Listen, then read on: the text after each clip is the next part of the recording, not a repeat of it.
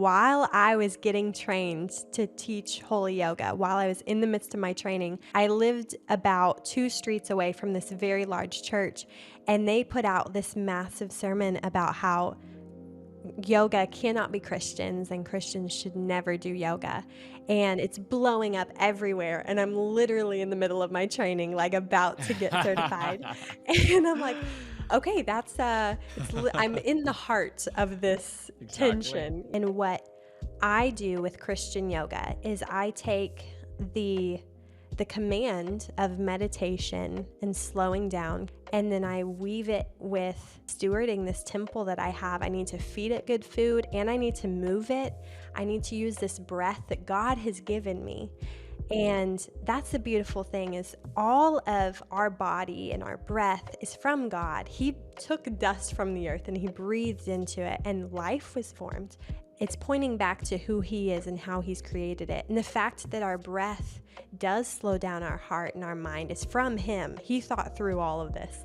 And so I believe that way back, at the beginning of yoga being created, these people found out these amazing things that God created, and they took it and they brought it to worship who they thought was God. And they're using it as worship because they're amazed by this too.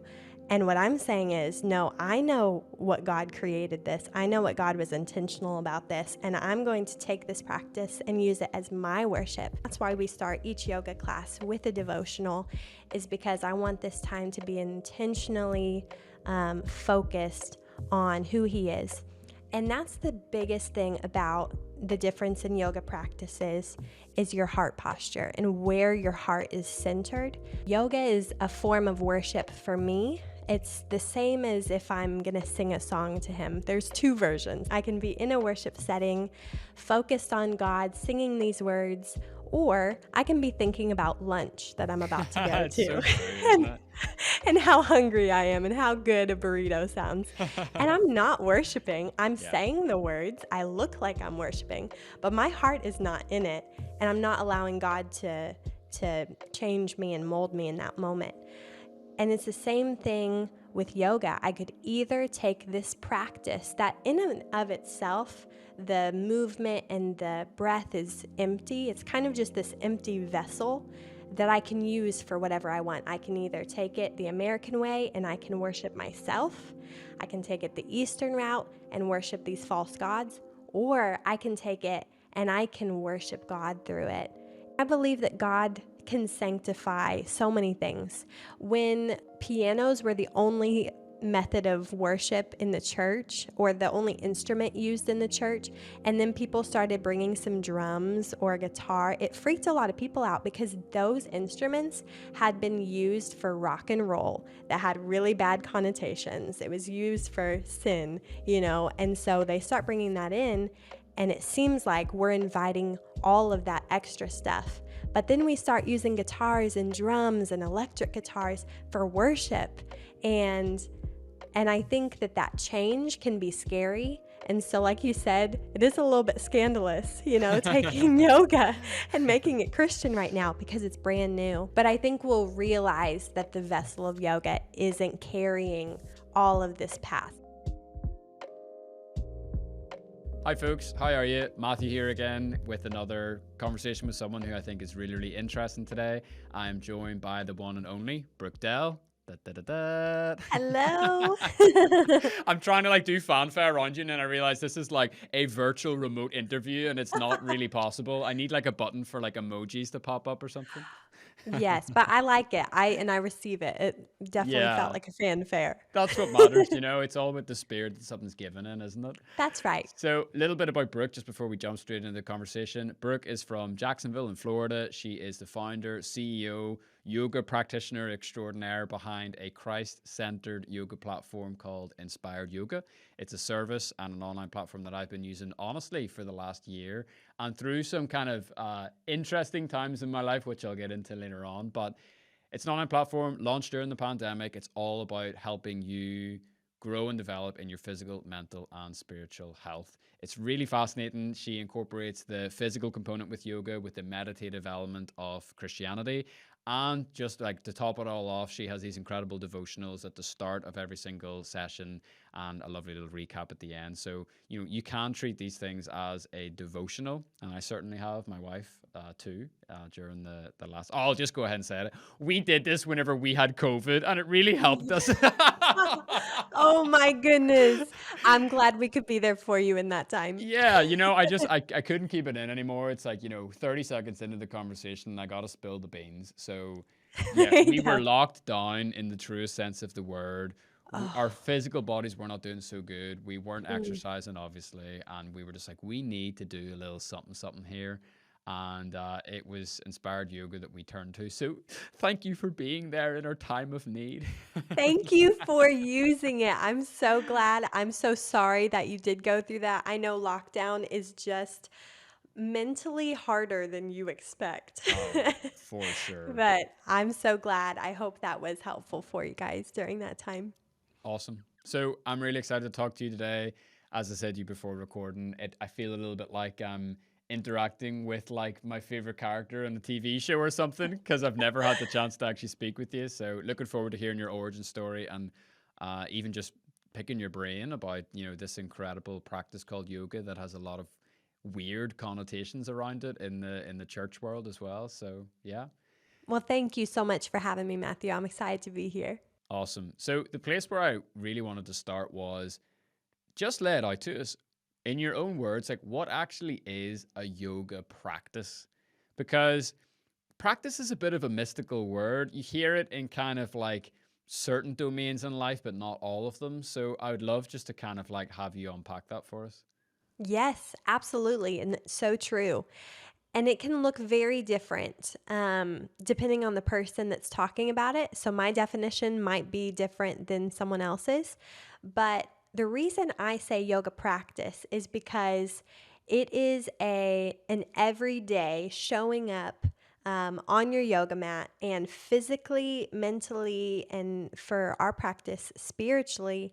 Um, it's new every day. You have something different that you're working on, and you're never gonna, this might sound weird. I'll try and explain it, but you're not gonna arrive to a Oh, yeah. destination. Totally get it. Y- Yeah, it's not like you are going towards a goal that's like attainable. It's a practice. You're constantly getting better and improving certain things, but you're never like, okay, I've conquered yoga. You know what I mean? It's like an everyday showing up, and physically, maybe your lower back is a bit tighter today than it was yesterday, or maybe it's your hamstrings, or maybe you just mentally are so busy and stressed from work that day, and you just need to come and let some of those thoughts go, let go of the anxiety and worries that, have been stirred up that day.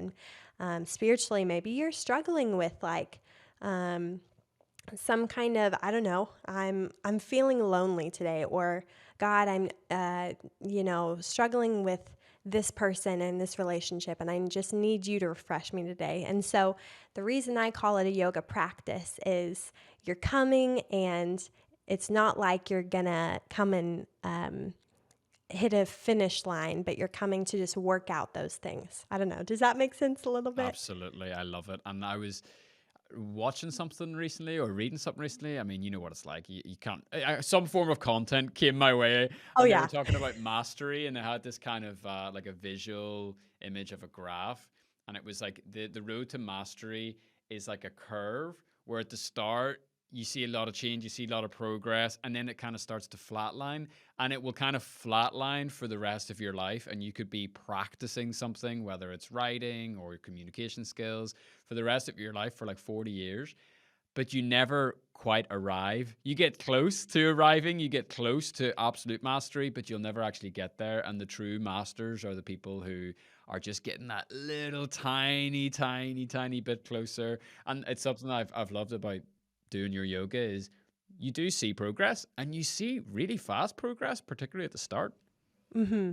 Yes, absolutely, you do. And you realize what you've been missing for a while.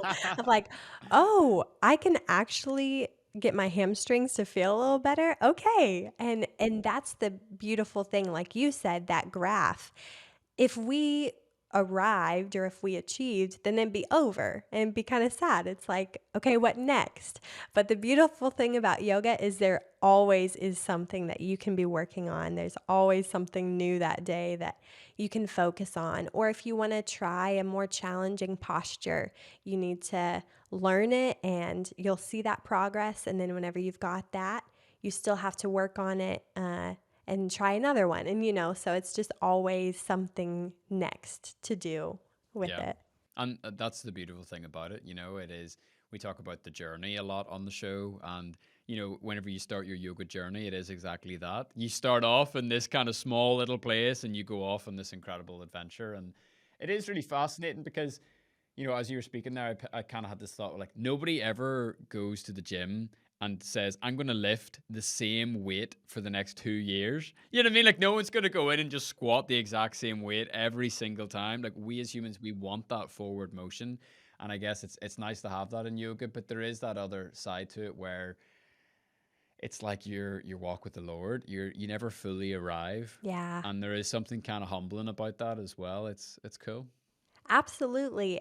Because what would we do if we did? It'd be sad. And like you said, for the gym, we wouldn't keep going to the gym. We'd have already accomplished that. But there's this motivation of, okay, let's see what I can do today. Let's see how much more I can push myself today.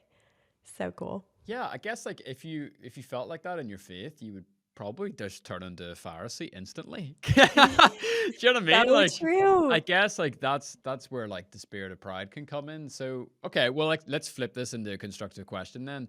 Like, how have you, as you've got closer to that kind of level of mastery, how have you kept your yoga practice fresh for you yourself?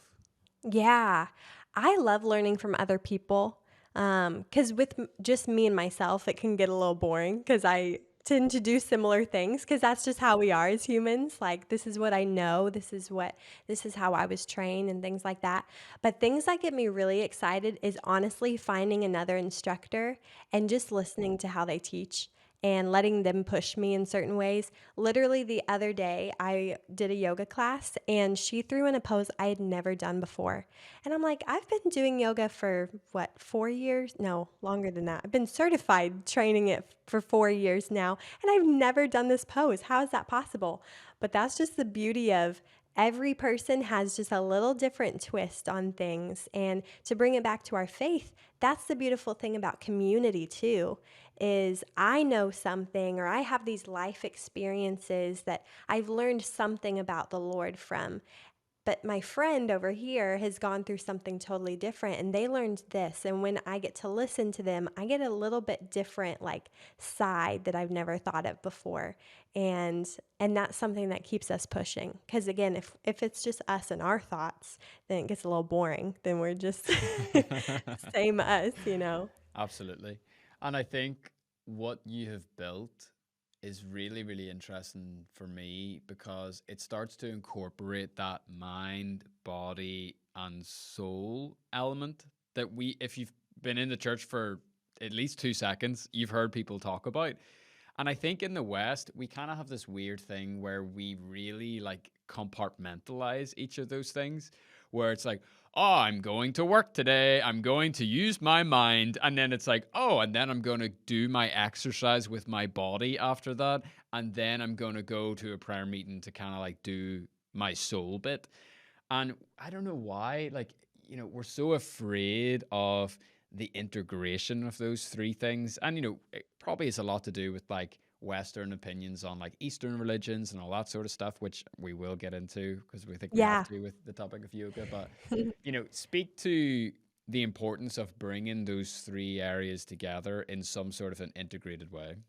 Yeah, you're so right. We are so fragmented in those ways a lot of the time. And even coming back to like our health, let's say our I don't know, we go through a knee injury or something and we think we just need to get our knee better and things like that.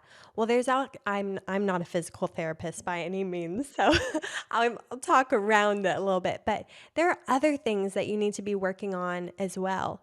And even and just going back to what you said, we're such holistic people. Our mental health, our physical health, our spiritual health, and our social health all go hand in hand and they really intertwine. But our minds want to take it piece by piece. Okay, I'm dealing with um, uh, as I'm not connecting with people very well, social health, why is that? Well, maybe it's actually a physical thing too. I haven't been feeling very well. I don't want to get out and talk to people. Okay, that's causing a little bit of mild depression in my life. Okay, how do I work on that? Well, also, I haven't been like spiritually, growing in myself. And so, all of those things interweave. And again, we want to take something and really focus on that ailment, but there's always these other factors working together too. And like you said, I think it is definitely more popular in the Eastern way of living that they will connect those things more. And we do really put our life in different boxes. But if we start to integrate those together and focus on a few different things at a time and realize how they connect, I think we'd really see some growth in our bodies and our minds and all of that. Yeah. And I think like the crucial thing that you just touched on here is that they are all interconnected, you know? So one of my favorite podcasters out there is a neuroscientist called Andrew Huberman. And he has this little maxim. I don't know where he's at, Stanford or somewhere swanky like that. And one of his maxims is you cannot change the mind with the mind. Yes. And Ooh. I have been on my own journey, like so many of us listening, with depression and addiction, and was suicidal at one point in my life before coming to faith, and then even after coming to faith, dealt with a whole bunch of that stuff. And part of my journey has been realizing that if I want to try to improve my own mental health, I got to work on my physical health. And if I want to improve my spiritual health, working on my physical health can also be a really, really beneficial aspect of that strategy and of that journey. So it's one of the reasons why I love what you're doing, because you're incorporating, like I said at the top of the show, all three of those things while giving it to us in just that real convenient way. You know what I mean? Like I can just rock up, stick an inspired yoga class on, and I get a devotional, I Mm, get the actual physical yoga practice, and I get that spiritual component as well, that meditative space. There's breathing involved, so it's like doing a little bit of mindfulness in there. It's like the lazy man's all in one, like, mind, body, soul package. It is so, yes. so convenient. And I can Mm, do it from my living room. So I think I just want to like commend you and honor you for like actually putting a lot of intentional design into the way that you've built this, but also really, really underscore that integration is so key, I think, for overall wellness. And the last thing I'll say on this little kind of rant here is I think in the church, we can definitely be guilty of making everything all spiritual all the time. Oh, I've got this problem in my life, and people are automatically, well, you should pray more. Or have you yeah. tried reading your Bible? And actually, it might be a case of, have you tried working out 3 times a week? Yes, thank you for saying that. So true. We really do. And there are just some little ways that we can be obedient to the word. And it does talk about taking care of these temples that we have, and feeding it good food. I heard a statistic the other day that was really kind of shocking and just like, oh, that there's I don't remember the number, but a high percentage of um, people who are obese grew up in the church. And someone was What? like, it's because of all those spaghetti dinners we had. Wait, I'm you go like, to Sunday school and they're just feeding you biscuits? Oh, that's I a that's mean, an Irish thing. Sorry, feeding you uh, cookies. There you go. yes, biscuits sound good. And donuts and coffee. I mean, all around, it's true. And we love those things. But it's also like, how much do we talk about? We really do need our vegetables, okay? Totally, totally. Although, except for that one time of the year, everyone gets really into the Daniel fast. That's right. And then everyone's bodies are so thrown off because we don't know what we're doing. That is Exactly. so true. So, give us your origin story. Like, how did you first discover yoga? Let's just do that. Keep it simple.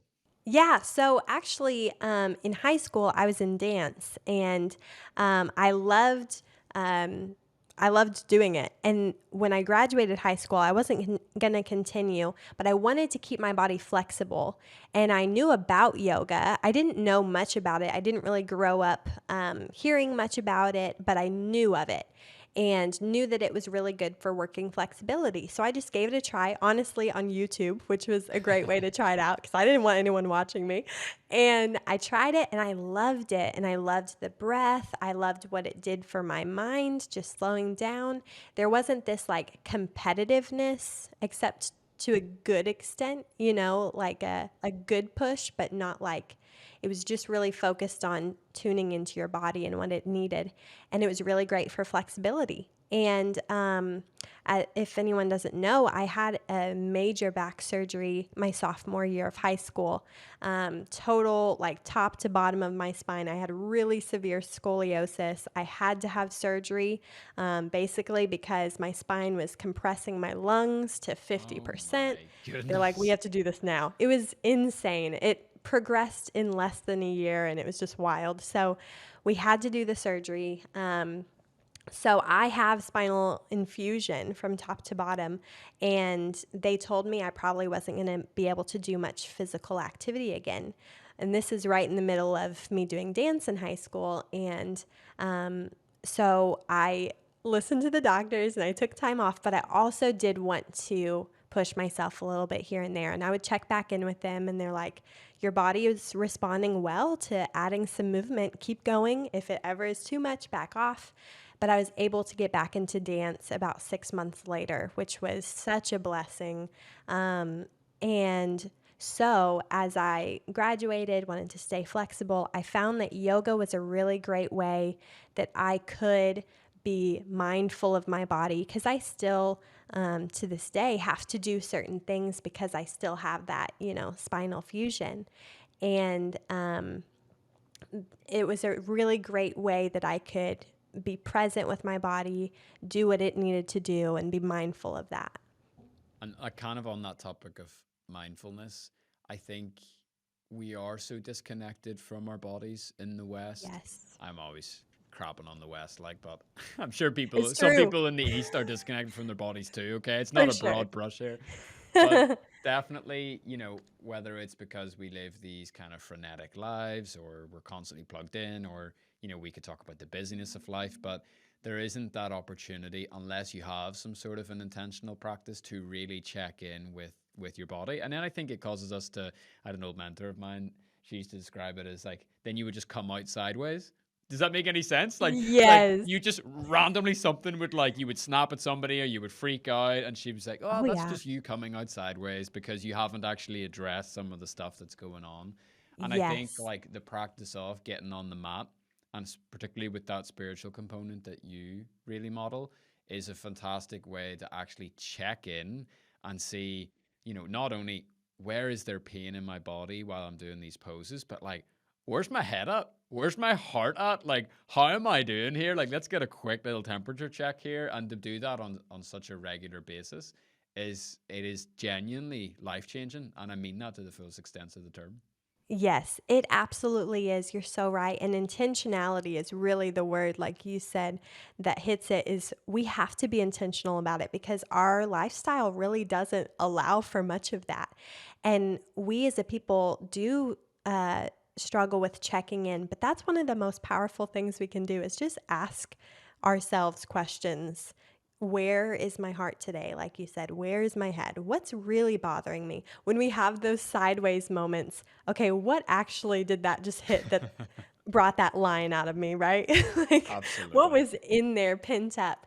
And if we don't do those check ins, then it is really, we just walk around responding or reacting rather than responding and and being intentional with our words. And the Bible tells us to take each thought captive. We've got to know what's happening up there in order to take them captive and align it back with Christ. So good. Yeah, I love that. I really love that. I also love, it's one thing doing a check-in, and you may have then checked in, you've got all this stuff, but then I think you can kind of be left with like, I don't know what to do with all this stuff. And so, Yes. the doing the yoga poses and the stretches, it's also that like, it depending on how hard you go, it can be hard work. Yeah. But the de-stressing element of it, like I find especially if I'm doing like any sort of like hamstring stretches that you kind of show, and you finally like, maybe you like eventually reach your toes or whatever, and then you just kind of like there's that kind of like and you just feel like a lot of that tension that you've identified and some of the stuff that you haven't even identified just literally start to leave your body. And then with that, with the prayer component on top of it, it's really, really interesting. Like I finish all of your sessions feeling significantly lighter than when I went into them, which is, so okay, where's the question in that? The question is, why do I feel like that? Like, give us the magic that's going on there. Like, what is actually going on behind the scenes that I'm not aware of? Yeah, yes. Well, I really think the breath is a major part of that because there's something about when we breathe, our muscles actually, with our exhales, release tension and tightness that are just stored up in our body. And you can feel like in that hamstring stretch when you're reaching for your toes. I notice with my exhales, I can go a little further, but it's as far as I can go. But then I breathe out again and I can go further. And I'm like, wait, but that was as far as I could go a second ago. And when we just slow down our breath and let our body breathe and our muscles breathe, because we are so tight all the time, like you mentioned, busyness of life, we just get really tense and maybe without even noticing it. And so, like you said, in yoga, it's a big part of it is knowing it or noticing it. But then step two is doing something about it. And I really do feel like that breath is just huge. Inhaling, taking that in. And then I always like to say with our exhale, like, what can you release out with that? Whether that's mental, like, okay, I've been worrying about this thing all day. I am going to think about it exiting my body with my breath. And of course, like, that's not happening physically. That'd be weird. But it's mentally, you can kind of understand that. You can kind of align with that. Like, okay, I'm going to let that go. And maybe it comes up later. Think about that breath again. Take a big deep breath. I mean, why do doctors say that when we start to get anxious? Take a deep breath because it actually slows down our mind and it slows down our heart a little bit. It lets our body just relax a little bit. So the breath is huge. So cool. I was having a conversation with a friend a couple of weeks ago, and we were talking about just different practices you can do in your life that just genuinely make you a better person, for lack of a better term. And he made a really interesting point. He goes, like these yoga sessions that you're checking out online, they seem like a small thing to do. Some of them take like 15 minutes, some of them take longer. But like if you think about the domino effect that has on your family, like on your ability to be a husband, on your ability to be a father, the domino effect that has in your community, if you're going into work the next day, 1% different, he kind of was just saying the possibilities are exponential here, and I don't think we as Christians really fully grasp the importance of that. We really want to be in touch with our community and we want to love our neighbors. And, sometimes the best thing that we can do is actually invest in our own asset. You know what I mean? Like invest in the temple that God's given us and Yes. be a good steward of this body and this mental health and this soul that he's given us. So I think it's fascinating. I completely agree. And even if you doubt that, okay, I'm going to get onto my yoga mat. I don't think any of these anxious thoughts are going to go. I don't think that, this is going to really help me physically. That's fine. Get on there. At least you're not talking to people for at least 15 to 30 minutes. Yeah, you're not You're like, scrolling on TikTok for 15 minutes. Praise God. at least you're, you know, giving people an excuse not to bother you for at least that much of time. And exactly, scrolling on your phone or something. So I can't maybe promise you the other things, although I kind of feel like I can because I bet you'll notice the difference. But I can promise you that you are at least taking some time out of your day just to be quiet. And it's a huge benefit. I mean, we tell toddlers, all right, let's come and have some quiet time because we know the benefit of it. And they just need some, we're the same way. We just need a time out during our day. So if you're at least giving yourself that, I think you're going to notice a difference in the way that you talk to yourself, in the way that you talk to other people around you. Like you said, being a husband, being a wife, being a parent, being a friend. I think you're going to notice a difference. If you don't believe me, try it out. See what happens. Yeah. What's the worst thing that could happen? Oh, this Absolutely. 15 minutes wasn't for me, but you never know. I love what you're doing so much because it's kind of like so many things. It seems like a totally brand new thing, very bold, very courageous, very creative, merging a Christian faith with an ancient practice like yoga. It seems a little bit like scandalous in some kind of uh through some like perspectives, but at the same time it's also like back to the future. Like if you look at some of the old monastic traditions, within the Christian church, like it was very much like, they talked a lot about the importance of physical movement, and they were told you to go slowly and like feel the sensations in your body when you're even like farming. You know what I mean? It was so Yeah. mindful of our bodies, and we've become so disconnected from that, as we've already mentioned. But I'd love for you to address, I suppose, like the Christian skeptic here who maybe has like a preconceived idea of like what yoga is, and that it's something that Christians should completely stay away from whatsoever or altogether. And I think I said to you before recording, like I came from a culture that was terrified of yoga, and they were like, if you go into a downward dog, like you're guaranteed to get demon possessed here. Do you know what I mean? It's like, don't you dare like get involved in this whatsoever. So speak Right. speak a little bit to that. Yeah, absolutely. And before, I'll just say that while I was getting trained to teach holy yoga, while I was in the midst of my training, I lived about 2 streets away from this very large church, and they put out this massive sermon about how yoga cannot be Christians and Christians should never do yoga. And it's blowing up everywhere. And I'm literally in the middle of my training, like about to get certified. And I'm like, okay, I'm in the heart of this Exactly. tension. And I know that it's all over places too, but it just felt very real. Like I'm up against this thing. And to that person who struggles with it, first of all, I want to tell you, I understand. I know that new things get scary. And when we've heard something our whole life, it's really hard to change our mindset or to just give it a try. But I would say that there are a lot of different classes of or practices of yoga. There would be some that I wouldn't walk into because I don't want to join in with what that instructor is leading. Um, but there are many different branches. And what I do with Christian yoga is I take the command of meditation and slowing down, because it says, meditate on my word, be still, and know that I'm God. That requires us to slow down, to get out of the busyness of our life. And I take that and then I weave it with, I need to be stewarding this temple that I have. I need to feed it good food and I need to move it.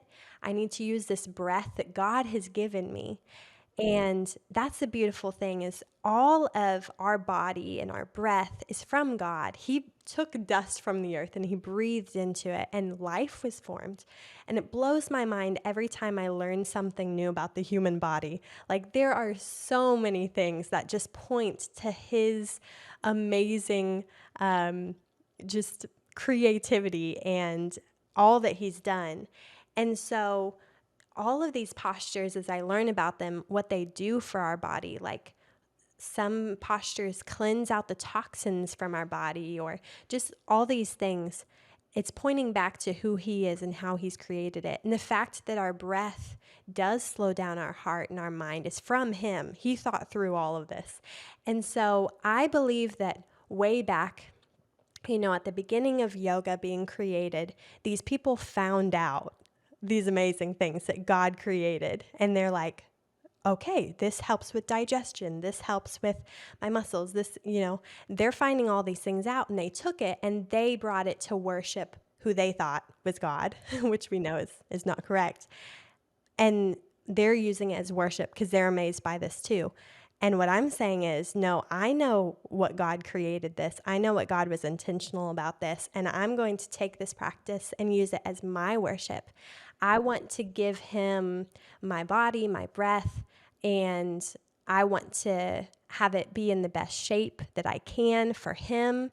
And I want to take time out of my day, focus on his word. And that's why we start each yoga class with a devotional, is because I want this time to be intentionally focused on who he is.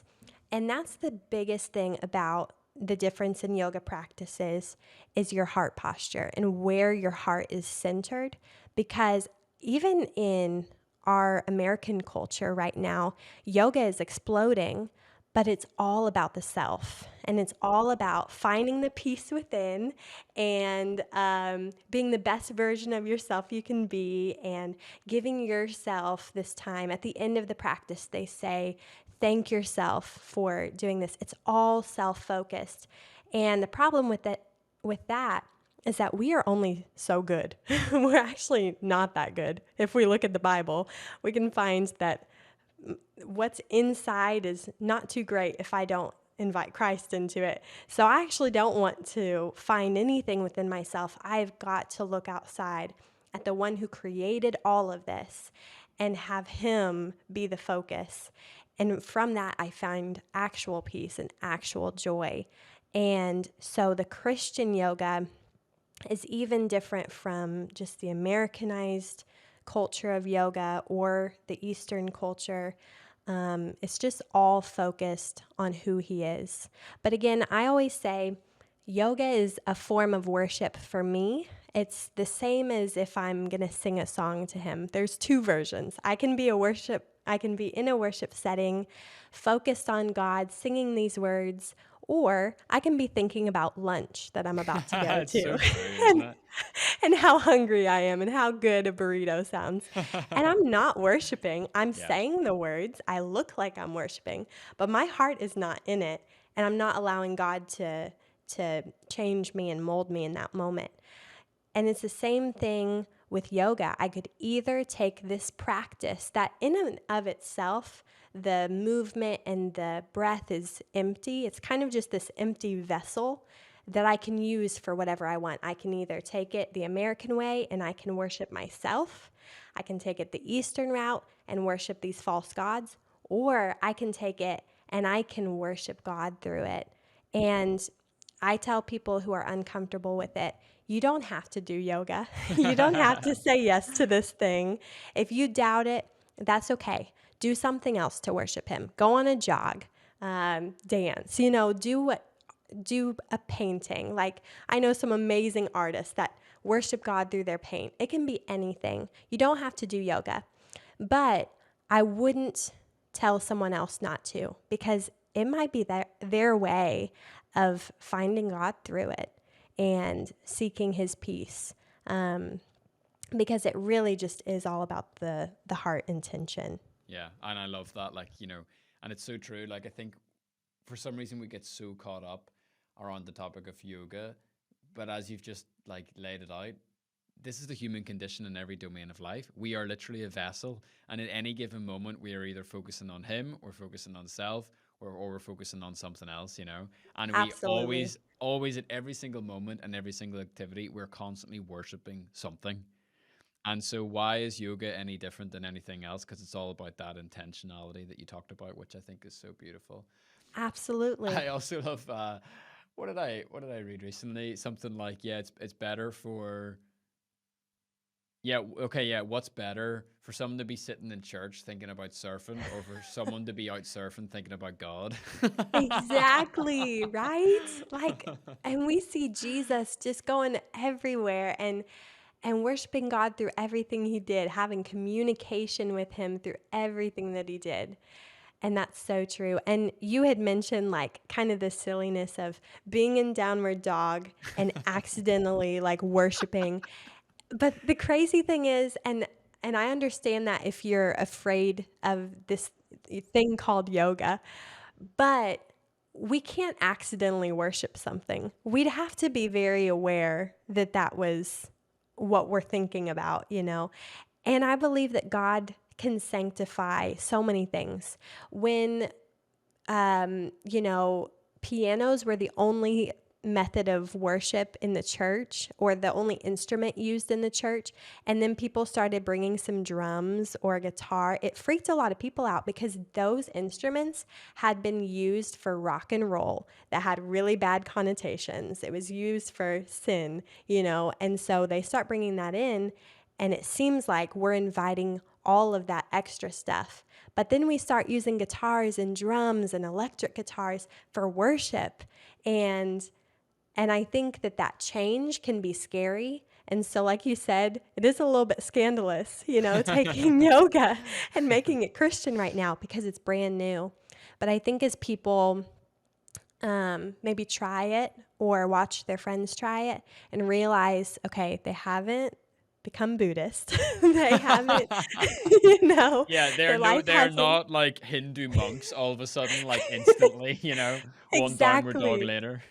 Exactly. If they're doing it right, that should never happen. They Yeah. should get closer to God through it. But I think we'll realize that the vessel of yoga isn't carrying all of this past because I do believe that it was used for some really sinful ways and still is today. But like you said, I think we do that with everything. And every part of our day should be worship to him. And that's the beauty of our free will. We get to decide what we're worshiping, who we're worshiping. And it's when it's God, it changes our life in such a good way. Absolutely. I honestly, I gotta say, like, I don't know, I've done probably 500 podcast interviews, and that bit about the different instruments in the church is one of the best bits I've ever heard. That is Oh, so, so good. I love that. I literally made a I'm note of it glad. as you were talking there. I'm not That's like, awesome. well, the reason why I use a pencil, because I used to like type my notes and it just looks so rude. They're like, is he like checking his WhatsApp or something? Like, what's this homeboy doing here? No, I totally understand. I get it. I love like that idea of the context. So again, and I think like the context of who you are kind of allowing yourself to be led by in a moment is really important as well. Yeah. So you Yes. picture two women both with guitars. One can lead you through a worship set and one can lead you through a rock and roll set, right? And Yes. why is it any different with yoga? You can have someone who can lead you through something real, kind of mystical, and opening yourself up to spiritual aspects that could potentially be dangerous, or someone can literally take you through a Christian devotional like what you're doing. It's fascinating. Yeah. And so I would give people the warning of know your instructor, maybe before going into a class, know their heart for it, know why they do it, and that they're going to lead you towards Christ as you do their yoga class, because that's important just like anything else. Yeah, that's awesome.